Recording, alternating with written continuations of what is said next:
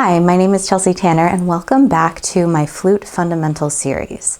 Today we're talking all about how to play low notes. I know this is a question that a lot of people have. It's a register that we really struggle with. Really, both extremes, high and low, are challenging in different and opposite ways, which we'll talk about in just a second. Before we start, if you would like to get a resource all about what I'm talking about today and get an in-depth look even further at my philosophy behind tone quality, you can check out the link in the description to download my ebook. I'm also accepting students from my online studio if you're interested in private lessons. There's an inquiry form in the description below that you can fill out if you'd like to work with me. Let's get started. The first thing we need to know about low notes is that they need slow air. Now, this is an important rule of thumb that we need to consider when looking at the flute in general. The way the flute works is the air gets split across the embouchure hole here. It resonates within the flute and then back up. What it really does, it resonates to the first open key and then back up. So when we're talking about playing low notes, we fill most of the instrument. When we think about it that way, that is kind of why it feels uncomfortable to play short notes low, because you need slow air and you're filling a lot of the instrument, so you need a lot of slow air, and that doesn't feel as immediate and nice as like a loud short high note, for example. That feels a lot easier. So when you are starting to play lower in the register, make sure that you're keeping that in mind. Now there's a few ways that we can make sure that our air is going a bit slower. The first way is to make sure that our mouth is open. Now a lot of times we think, I need to kind of pinch my embouchure forward and so my mouth closes a little bit to try to get the note out. A lot of times tension, pretty much all the time, tension works against us. If you feel tension in your body, you'll hear tension in your sound. Our body really is our instrument. This thing just kind of facilitates the sound. Now, I like to have about a pinky's amount of space in between my teeth. That is a really great rule of thumb for me, well, rule of pinky, I guess, for me, because I feel like a thumb would actually be a little bit too much. Anything smaller, I think I won't have enough space to use the amount of air that I want to. I touched on this in a previous episode called the garden hose analogy, but when we have a small space, air can only travel a certain speed through it. So if you try to put a lot of air through a small space, it's going to be pressurized and go faster. So that's why we want this resonating space, the space in our mouth, to hold as much air as we need to play maybe even loud in the low register. And we want to make sure the air isn't going too fast. So that's rule number one to think of. Number two, we want to make sure that we're not covering too much of the embouchure hole here. If we cover too much here, what happens is the air pressurizes here.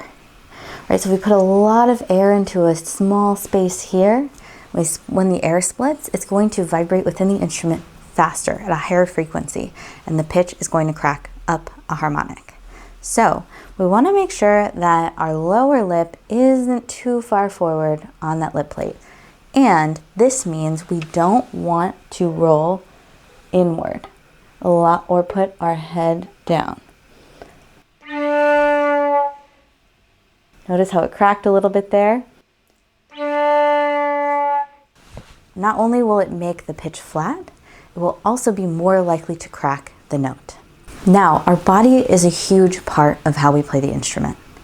If we have tension in our legs, we have tension in our torso, we have tension in our shoulders, and we're generally not able to breathe very deeply or big, that's bound to create a little bit faster, less efficient air. When I say less efficient, I mean we can't breathe as deeply, and the air pressure, we're going to try to create it from here or some throat tension. That is not exactly optimal. Right? Because we don't want a lot of pressure here, but we do want sort of a resonating chamber within our mouth, within our throat, and here within our aperture. The next thing I would keep in mind if you want to slow the air down for your low notes is how big is your aperture. The aperture, by the way, is the space you make and where you shape the air, the hole in which the air comes out of and into the flute. So how much space you have here really dictates the speed of the air as well.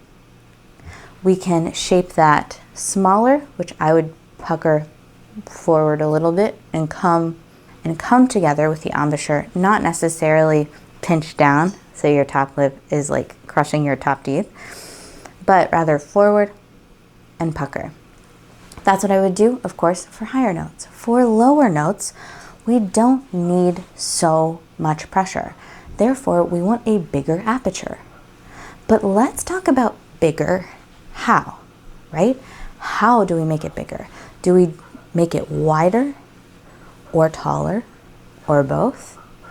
I suggest going a bit taller because after all, our target is the center of the outer edge. That is still our target. If our aperture is a bit too wide, it can be airy, right? We can get an airy sound, a not so focused sound. So I always like to think about the corners of my aperture going inward like this, so it can produce sound across the embouchure hole and it's still directed with the amount of air you want and the slowness of it, all of that stuff is still intact. So here's an example of maybe a wider aperture or a taller aperture. Here's wider.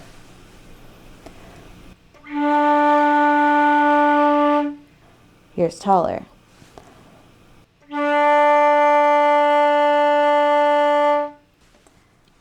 This is a big difference.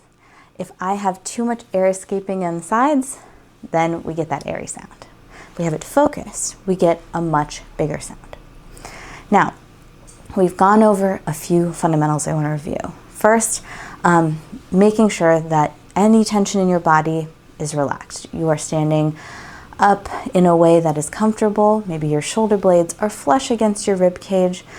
You can breathe big and fully. If you have tension in your lower body and you're maybe tensing your pelvic floor just a little bit, that will prevent your diaphragm from going down fully and you won't get a full big breath in, which is why I say release tension in your lower body.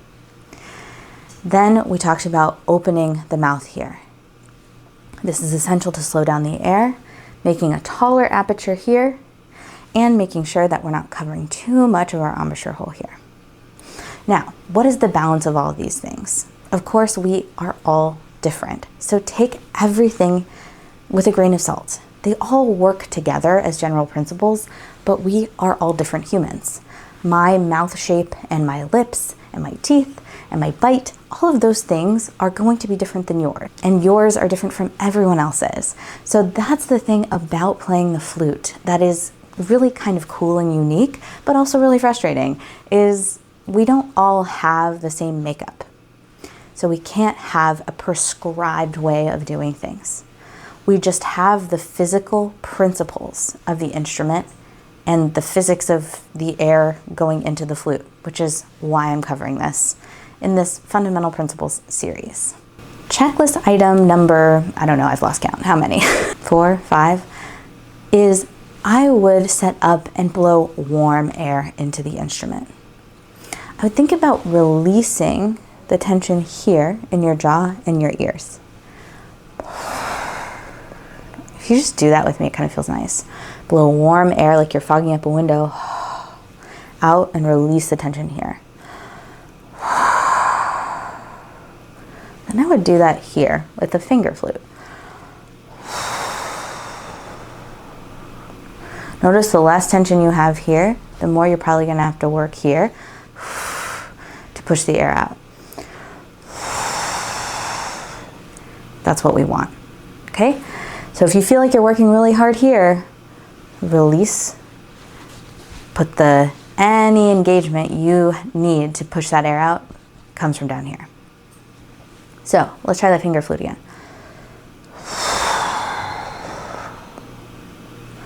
It's almost like making your eyes soft. I remember I had a lesson with the great Leon Bicey once, and that was something she said. I have a lot of tension right here personally, so I work on that too. But now you're going to make an embouchure, but keep that same physicality intact. It's going to feel like a lot of air coming through there. Try to make that embouchure even more. Now you're thinking probably, if I do that into my flute, I'm gonna definitely crack. It's so fast. So we need to control the release of the air. And the way that we do that is with our air support. Now, I'll get into air support in a separate video, but I want to introduce how I think about it here. There's no really one right way to think about it. A lot of people will say different things. Everyone kind of has a different definition, but tangibly, this is how I feel for it. Air support to me is the rate in which you pressurize the air. Support means the ability to take a big deep breath in. Your support begins with your breath. And then your rib cage expands, right? And then what you want to do is, as you breathe out, try to keep your rib cage expanded.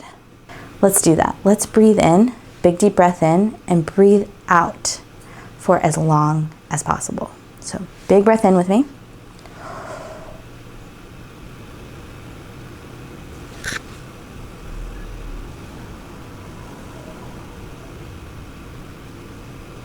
Okay, I could go on forever that way. And that really tells me how much pressure and air I can store in my lungs. It's sort of like deflating an air mattress very slowly. We're not going to collapse it all at once. It's just sort of deflating it slowly. Now, let's do that in combination with our warm air with our finger flute, okay? So big deep breath in, make sure your leg tension is released.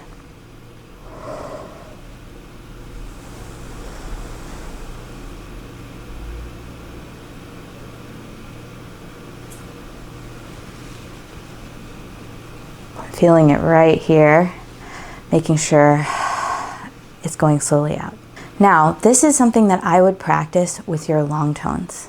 A lot of times we play long tones because we need to get better at our sound. Just playing long tones and not changing anything intentionally is not going to create a different result. You'll just be practicing doing the same thing over and over. So the way I love to use exercises is making sure that I'm taking into consideration all of these different physical aspects because they are creating the result. And if you can find a recipe that creates a note, a result that you want, then all you have to do is memorize that physicality, do it every time. It becomes a habit, you internalize it, there you go, okay? Then, of course, we do different iterations of that forever because does our journey really ever end? I don't know. But I love thinking about it that way because progress increases drastically once you are very conscious of all these things. So let's try a low note again.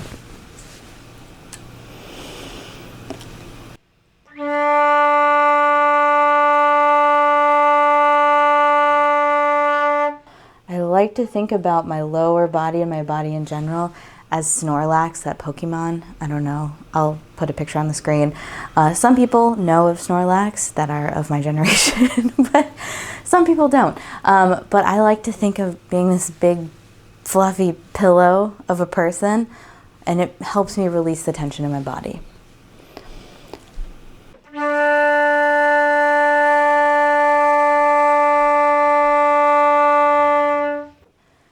So there, I'm thinking about open mouth, expanded. I'm thinking about the tallness of my aperture, maybe angling my air a bit more down into the instrument, and my relationship between maybe my top lip and the outer edge, making sure there's enough space there for the air. And then breathing warm air through the instrument. That is generally a bunch of different things you can troubleshoot with. I like troubleshooting because it really gives us the opportunity to experiment. And that's all we're really doing. Now, you can apply all of these concepts to any exercise. Your long tones, just play low notes. It doesn't actually matter what you play. Low notes. Keep that in mind. Now, if you want a checklist with all of these things on them, you can check out my tone quality ebook. And if you have any questions, please put them in the comments below. Best of luck with your low register, and I will see you next time.